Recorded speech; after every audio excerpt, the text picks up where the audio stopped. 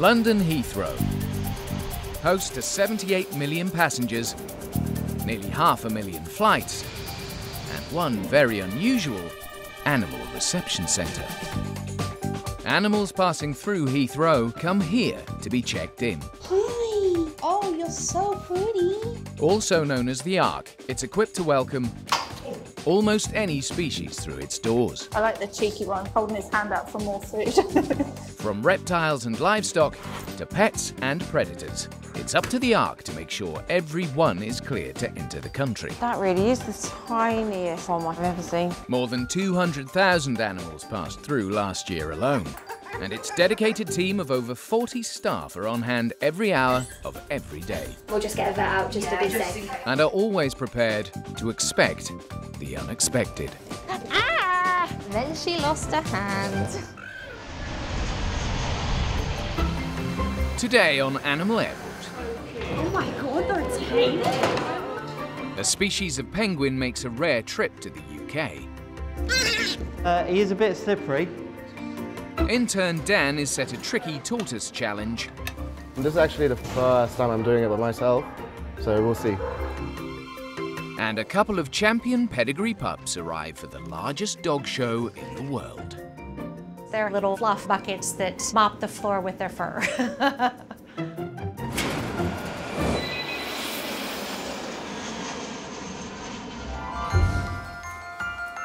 The Animal Reception Centre at Heathrow Airport is the only border post in the UK that's licensed to receive any species of animal. And today, Supervisor Chris is on the runway to collect 20 penguins from Australia off one of the first flights of the morning. So we should be able to see them. There they are. So bring them down, and then once we've got them on board, we'll get them back to the Ark, and then yeah, they can chill there for a bit. The penguins are moving home, from an aquarium in Sydney to one in Weymouth, Dorset. They've all got names, which is nice. Ron, Burgundy, Magoo, Hugo Boss there, Hoppet, Coco. I'll be having a look at those.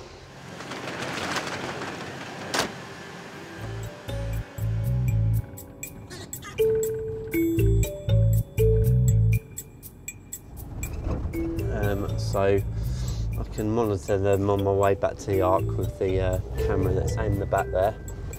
I've got the heating up for them. Back at the centre, it's time to get all the penguins unloaded. I don't think they'd smell this bad, but hey-ho. And word has got around about the unusual arrivals.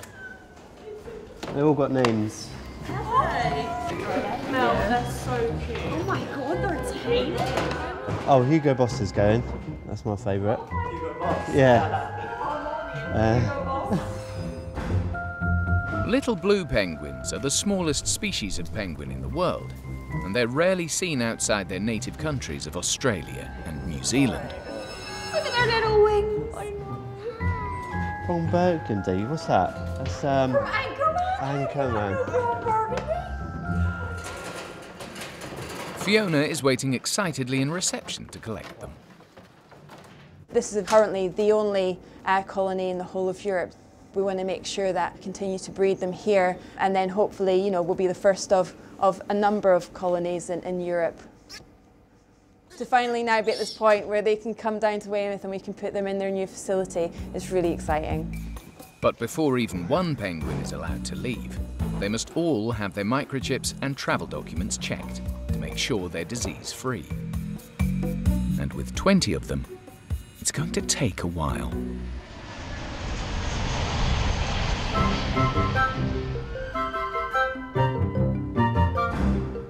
In March each year, the centre sees a flurry of pedigree pets arriving in time for Crufts' dog show.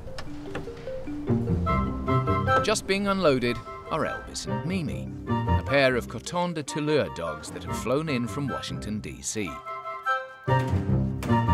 Owner Adrienne and professional dog handler Harry are waiting for them in reception. Coton is French for cotton, and Tulier is a port on the island of Madagascar where the breed originates. They're comical little clown dogs. They're happy-go-lucky little fluff buckets that mop the floor with their fur.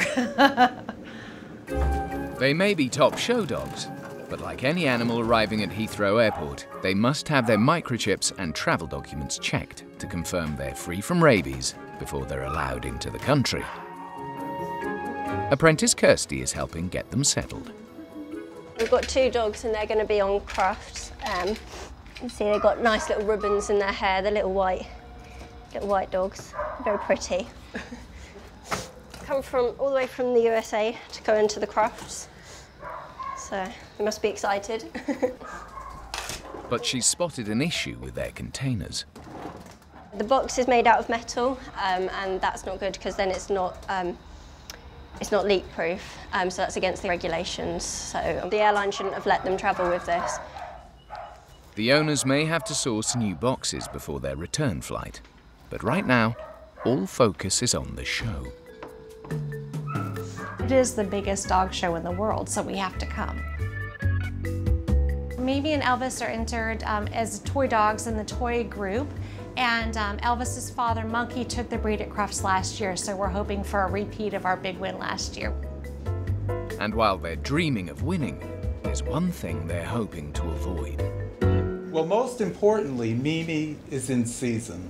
We're concerned, but not too concerned, that the people taking care of them at this end will see that note and make sure that she's not put with another dog. Especially Certainly not her a male. father. Right. But in the kennels, the paperwork is not quite so clear. So on this one, they've said that they can share, but on this one, it says that she's actually in season, so they shouldn't share.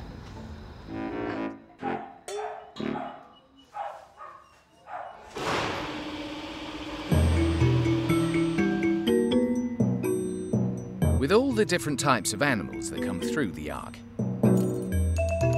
Deputy Manager Ross is always on the lookout for ways to train the junior staff.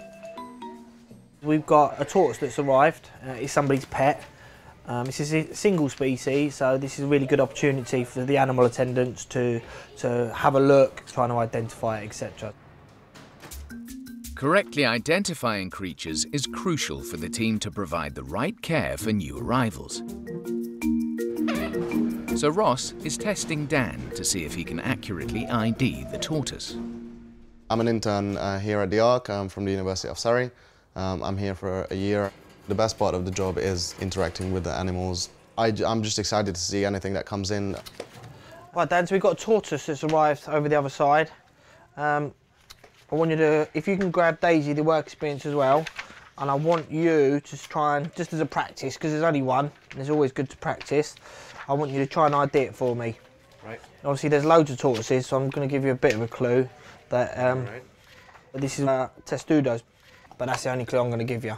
Okie doke. They're young people, they're very on into their working life.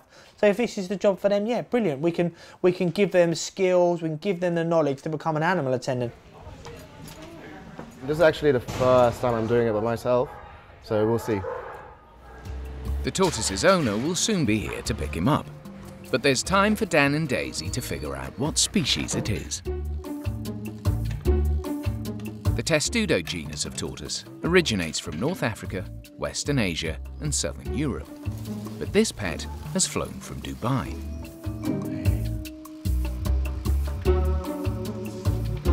It would be good if I remembered what Ross said. He gave us a hint, but I completely forgot.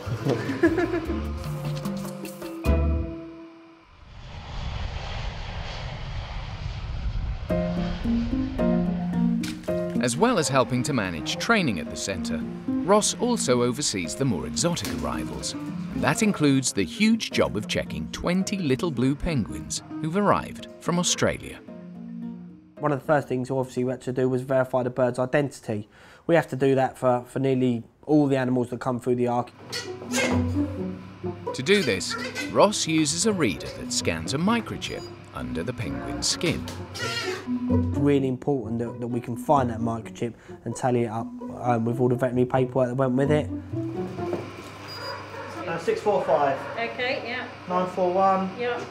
000 021 628 645. Yeah, that's Ron Burgundy.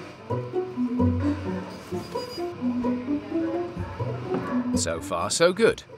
Until they get to a penguin called Circe. Yeah, 2, 3, 5, 4, 5, 6. That's not one they for either of those, you know. We managed to confirm the identity of 19 of the 20 penguins, but there was an issue where the microchip number of the 20th penguin didn't match up with the accompanying paperwork. And obviously, so that means technically that he's got no valid paperwork to travel with. So unfortunately, we couldn't let that bird leave the animal reception centre. The missing paperwork would contain confirmation that Circe isn't carrying avian influenza and Newcastle disease.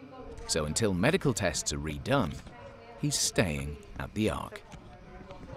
But at least he won't be alone. So what Sea Life have asked us is if they can keep one of his buddies, one of his crate buddies, I guess, who he travelled with. He shared a seat with from Australia. So his little crate buddy's going to stay with him just to keep him company while he's here. It's not the normal clientele that come through the Ark here in Heathrow, so we're going to brief them on what we need them to do, how we feed them, and once the vet's here and the guys here give us the okay, we'll be back up to pick them up, hopefully in the real near future. While all their friends set off for the aquarium in Weymouth, Supervisor Chris is keen to make the centre as homely as possible for Circe and his buddy Coco. They just recommended as long as they've got somewhere to go at night or hide or get away from each other. Next is probably just filling up the water bath. And then penguin time. Okay, Circe and Coco. So with these guys, I mean, even though they're quite little, obviously they're very good, strong swimmers. So they've got, their wings are quite strong. Their beaks are quite sharp. They've got little hooks in there as well. So you've got to be watchful of those. Could you just shut the door, please? I love penguins. I like the way they walk, the way they swim. Characters, I think they've got, yeah, good individual characters. He is a bit slippery.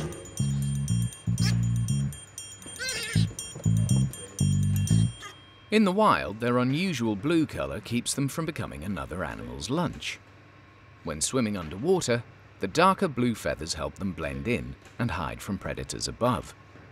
And their light-coloured tummy makes it harder for predators below to see them against the light of the sky. Penguins are in. They don't seem too flustered. I think they're just taking in their new surroundings at the moment. They've just had some fecal samples taken and some mouth swabs. So depending on how long that takes to get back from the labs, then that's how long they'll be staying.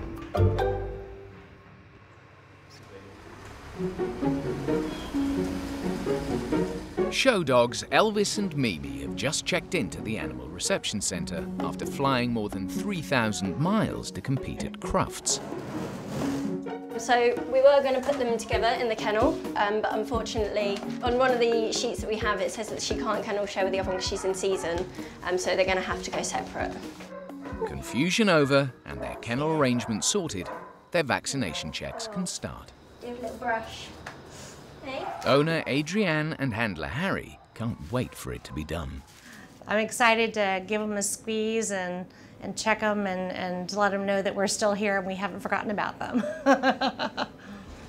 Both Mimi and Elvis are champion dogs in America, with Mimi ranked #1 in the whole country for her breed. We're hoping and praying that everything will be in order when we get them out of their crates, because they have long hair and they're white, solid white dogs, and they've been on a long trip coming here. They both travel very well. Each of them has flown previously, but not this long distance. It's a long time. As you can see, the dog's got purple hairbands all on it. They're hair bubbles probably to keep the dog's hair out of its face, try and keep it as clean as possible, because obviously while it's stuck in a box, the owners can't do anything to keep it maintained, and if it's going to be showing, they're obviously going to want it to be in as best condition as possible. It's a lot of fluff. It matches the bedding we've chosen. It will be the largest competition of Catons our breed in the world this year that we'll be competing up against. So it's really entering the big leagues, if you will. Elvis, what's this? The wait is soon over. The dogs are confirmed to be free from rabies, and they can be reunited with Adrienne and Harry. Oh, you are cute. Oh, you're so wet. You're soaking wet. Hello, hello, hello, hello, hello, hello. You see, yes, she says, I'm happy to see my mom. She's my mom. Take a day's rest to get groomed up and prettied and beautiful, and Saturday's Crufts. It's time for them to leave, prepare for the show, and hopefully achieve a repeat of last year's success. Do you want to hold it, Daisy? Yeah. Intern Dan and work experience Daisy are attempting to identify the species of tortoise that has arrived from Dubai. Right, let's narrow it down. So we said this, it could be this one. I do not believe it would be this one. By identifying the species, they'll be able to work out what to feed it and how to look after it. So it's important training. You're right, it's the opposite colouring, isn't it? Yeah. It's quite the opposite. And I don't think it's this one either, because the carapace is really high on this one. The carapace is the scientific name for the shell of the tortoise, and along with its claws and colouring, can be used to identify the species, but it's not easy. If you turn it upside down, yeah, it's matching. Looked for the colouring on the carapace and around the feet, the claws, how many claws there are on each feet. There's like different bumps on the backside of the turtles that relate to different species. The tails are different.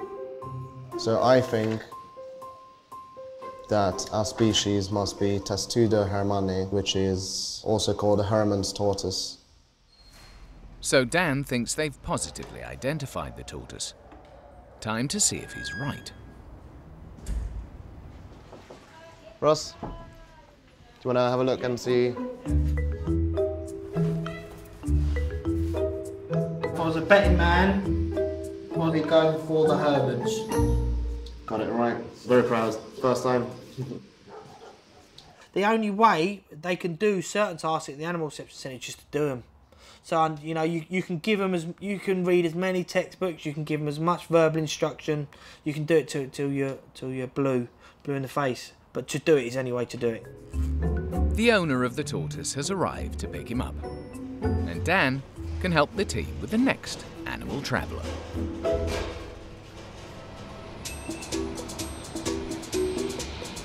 Little blue penguins Cersei and Coco are on their way to an aquarium in Weymouth. But they've had an unexpected stay at the centre while they wait for Cersei's test results, ensuring he's not bringing disease into the country. These tiny seabirds are unusual. They don't need a cold climate like most other penguins, and they're the only type to have blue feathers. But like all penguins, they love fish, and Supervisor Anna is on shift for feeding time. Cersei, Coco. Hi. We're gonna have some fish. Yeah, then, Coco. Cersei, this one's yours. But Cersei is having none of it. Cersei, come on. Cersei, you're missing out. I've given him another go, but yeah, he seems to have hidden away. Cersei needs to eat, so Anna calls in the aquarium's penguin keeper, Joe. It's really important that we make sure we get enough electrolyte into them, just to keep them well hydrated and healthy. The best way to do it is with a solution like this. It's been exciting because to have penguins in, that doesn't happen that often. But then it has been a bit kind of stressful and frustrating with them not eating. That's the last thing that we kind of want. They're a little bit different to other penguin species, so they'll have very specific needs. It's something kind of new for the guys at the Ark. So having one of us here to be able to train the guys and show them that and just check in on the penguins is really, really important for us. So Coco has had 6 and Cersei's only had 2. Ooh. They must eat 6 to 10 fish per day. Hopefully, with some help from Joe, Cersei will get his appetite back. So penguins, when they see their food, they'll reject anything that isn't intact or very badly damaged. It's important that they always take the head first, and then they suck the fish down whole. So if you had a fish that was missing its head, they won't go near it. If it's missing scales, things like that. So it's important that it's fresh and that it looks appropriate for them. Fussy penguins. You ready? Okay, I'm ready. Way. Hi guys, Sissy, Coco. Ooh, ooh, ooh, ooh. Hello. Hello. Woohoo. Aided by Joe's know-how, Cersei laps up his lunch. That's a really great sign. So that is what you'd expect a penguin to feed like. That means that these guys have settled down. It means that they're getting a little bit more familiar with their environment. And Joe's impressed with what the centre has done to make the penguins feel at home. Obviously, it's very hard to replicate what they're used to, which is sand and a big pool. But they've done a really good job at making it a nice environment.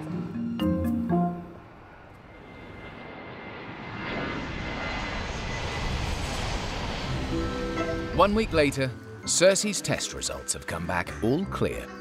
And along with Coco, he's reunited with his feathered friends in Weymouth. Finally here, which is so exciting. The birds were in great condition as well, which is fantastic. And as you can hear them in the background, they seem to be having a great time. They're calling to each other, interacting with each other, which is lovely. And also we've started seeing them preening as well, so it's a sign that they're settling down, doing their normal behaviours, which is exactly what we want to see, especially so quickly after going to the pool. So yeah, it's an exciting day and just great to see them finally in their new enclosure. Another group of happy travellers have reached their final destination, despite the hiccup with their paperwork along the way.